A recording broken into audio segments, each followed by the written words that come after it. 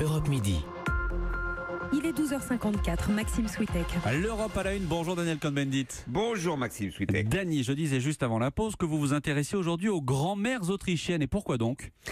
Elles ont un bonnet rouge avec un grand bouton blanc au milieu.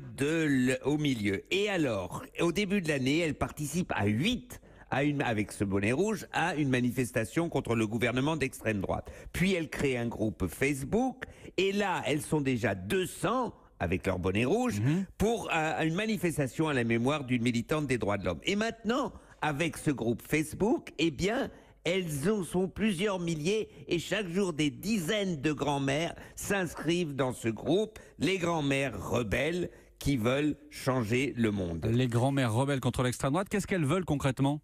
Eh bien, elles se mobilisent contre le racisme, contre l'antisémitisme, contre l'homophobie, contre le machisme et contre la caste sociale. Et vraiment, elles prennent leurs pieds à ces rebelles. C'est ça qui est intéressant. Et d'ailleurs, la BBC parle déjà des grannies révolutionnaires. Et d'ailleurs, les identitaires d'extrême droite ont bien compris la chose. Voilà ce qu'écrit un identitaire. Voilà ce qui arrive quand on vit plus longtemps que l'on puisse servir à quelque chose, et à cause du féminisme qu'on ne sait pas tricoter. Ma grand-mère a honte pour vous. Cette mobilisation des grand-mères autrichiennes, Dany, elle trouve un écho dans le reste de la population ?